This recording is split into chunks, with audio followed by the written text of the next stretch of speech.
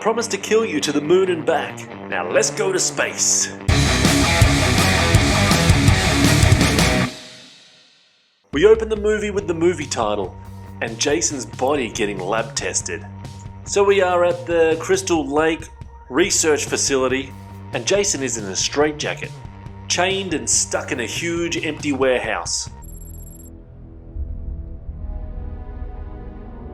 Even Houdini couldn't get out of that. Oh look, Jason grew hair in hell.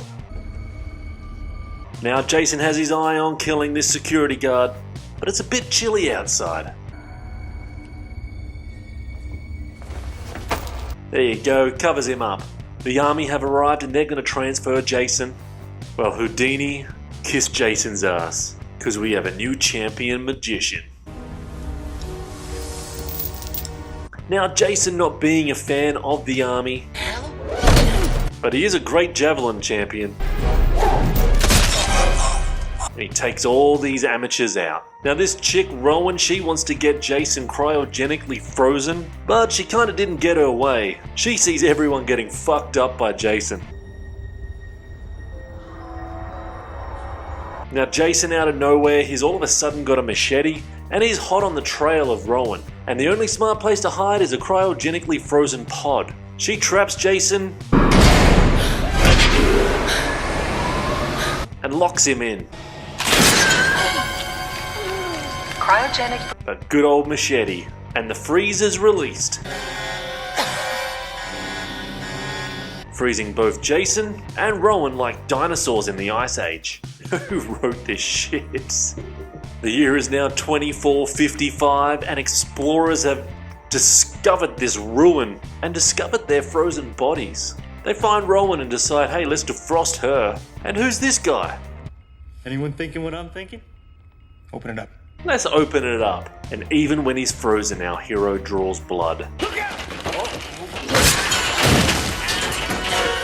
They make their way back to the ship through the terrible wastelands of Crystal Lake. And all aboard, we're off to space. Now flying through space junk, frozen Jason is finally home. But first let's get Rowan defrosted. Now stoner hippie guy gets his arm reattached, while Jason slowly defrosts on the table. And Rowan is fixed. Her 400-year-old stab wound is gone and she's breathing again. It's over 400 years. Now after some research, Professor Lowe discovers that Jason's body could be worth a lot of money. He's a vintage serial killer. But first let's give this student an A. Yeah, that's Right there? You're looking right there? Yeah. Fucking random shit. But back on the autopsy table, Jason is defrosted, but this student is working very hard on this project and she's feeling very shattered. And that's using your head. Now to pick a new weapon.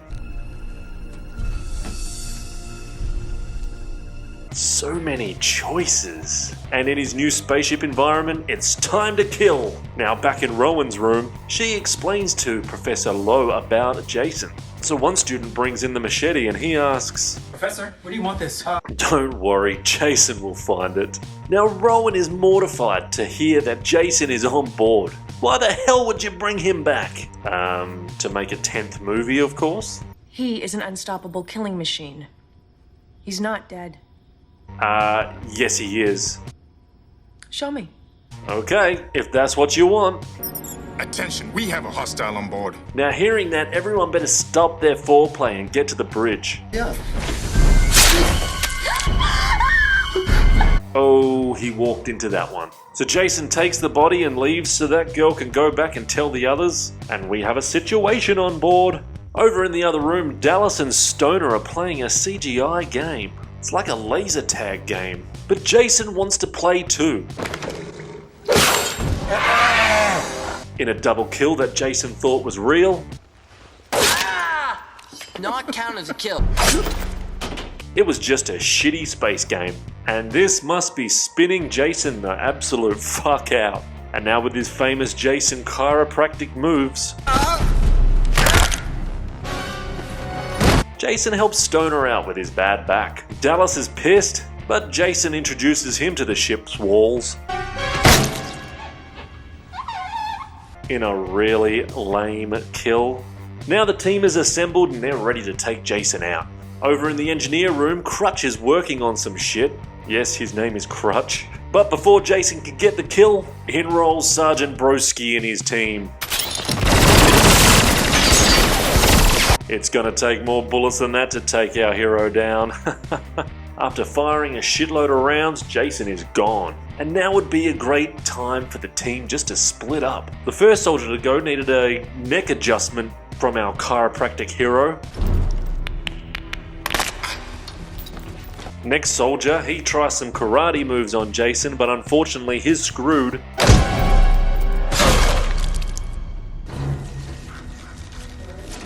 The next soldier, she backs herself into a really shit situation. And the next guy just sees Jason and lets off rounds after rounds after rounds into our hero, falling back onto a spike.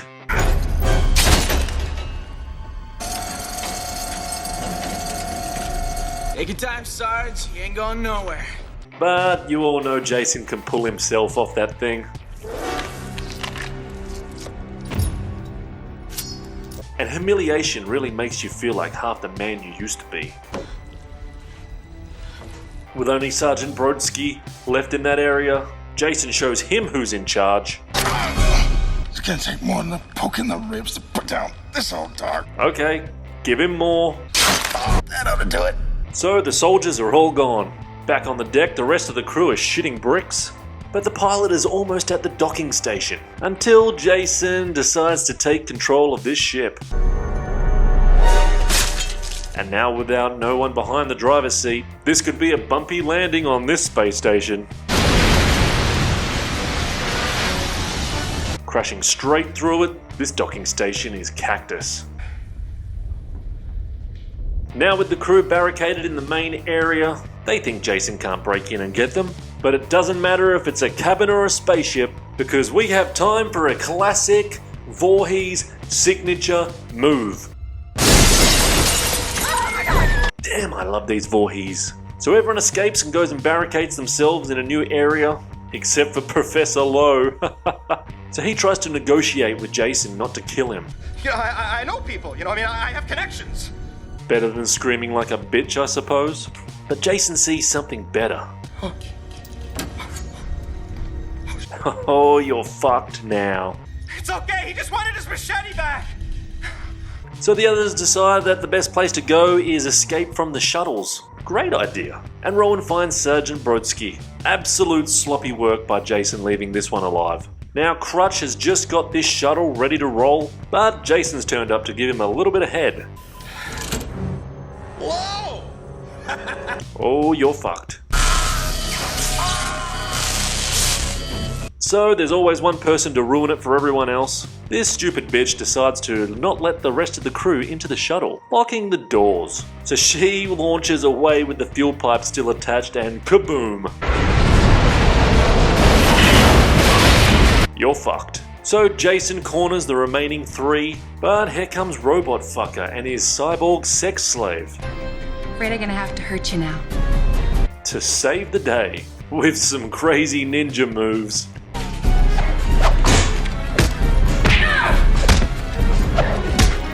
And a shit ton of bullets. This cyborg sex slave be kicking our hero's ass with a flippity bitch kick, a fucking cheap shot, and how about fuck you? Then talk about an unfair fight, Sergeant Brodsky turns up to help. Fuckwit. I had it under control. Thanks.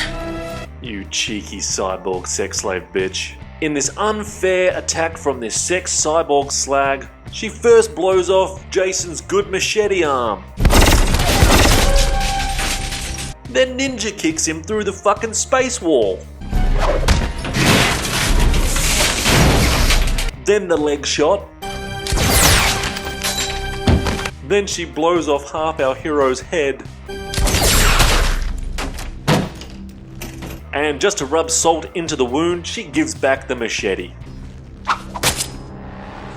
And at this point, I am fucking furious because our hero cannot get beaten like this. What's up with that? So everyone thinks it's all happy days. So they go back to the area where they fixed Rowan, and now they're fixing Sergeant Brodsky on the machine. And with the ship looking like it's all fucked, the survivors are going to have to blow the bridge just to survive and get rid of the other half of the spaceship. But back at our hero's body, they didn't realize Jason was lying on one of those fix-up machines. And he's alive. He's alive! Now, with all the bombs attached, this plan could actually work. Nah, you're fucked. Let me introduce you to Cyborg Zombie Jason. But the good old confident sex slave Cyborg will save everyone again. Yeah, right. Take that, bitch. Everyone flees and locks the door. Time to blow the bombs to the bridge. The only problem is the detonator is in the hands of the one guy that got locked out the door. Oh, he sacrificed himself for his friends. What a great bloke. And Jason gets blown to space and everyone's safe again. Now with the pressure of space pulling everyone through this tiny hole, I'm sitting there watching, just praying and hoping just we get one person get sucked through that hole. Please.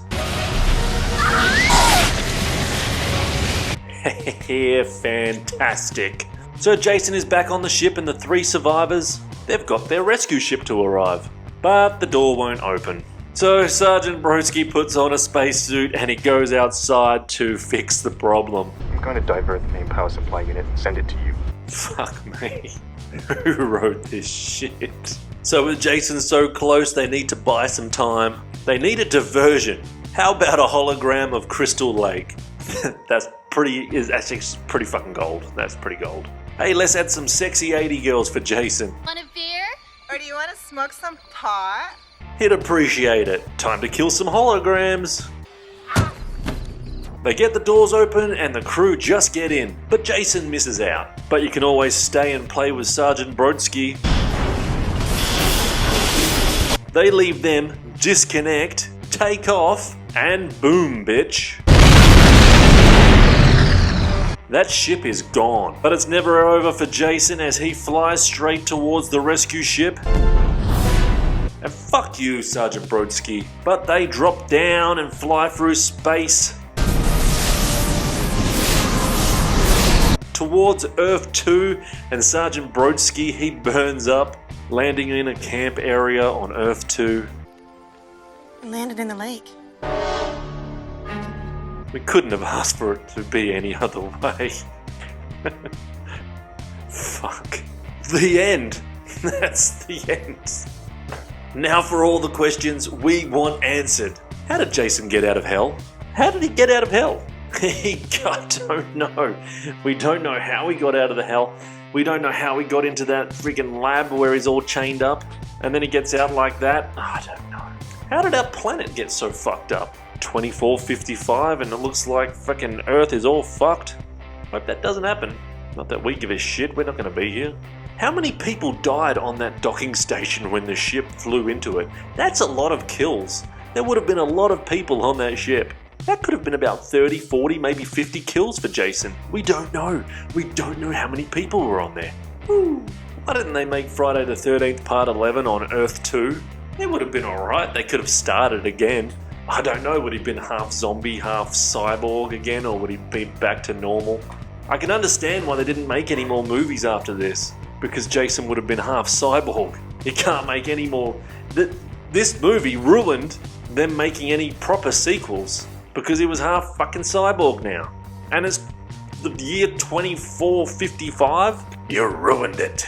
As lame and stupid as this movie was, it was almost a midday movie. The way it was filmed and the acting was that bad, it was actually a midday movie style. But it also was actually pretty fucking good because there was some bits that were pretty cool in it as well.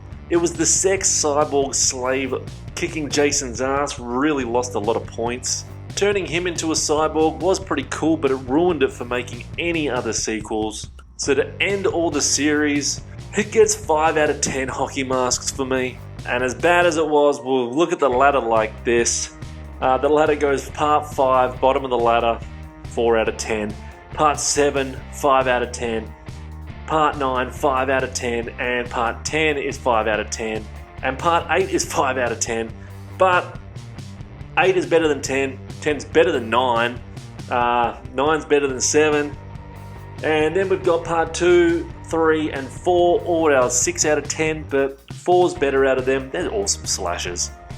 And parts 6 and 1 both get 7 out of 10, but number 6 is the best Friday the 13th out of all of them. If you've been watching all this series, you know that I love my part 1. I love the Mrs. Voorhees killing everyone. Please, God, make a prequel TV series of Mrs. Voorhees killing everyone. Please, please, please. Alright guys, thanks heaps for watching. Subscribe, like, do what the hell you like. This is your channel, this is your YouTube. You choose what you like. But if you want to keep these coming every week when I do them, press that little bell icon. Apart from that, I'm going to be back next week with Friday the 13th, 2009 remake. Not everyone's favourite, but from what I remember of it, I remember seeing it at the cinemas and it was pretty good, so I'm looking forward to rewatching that again. Alright guys, you know the drill. See you next time. See you!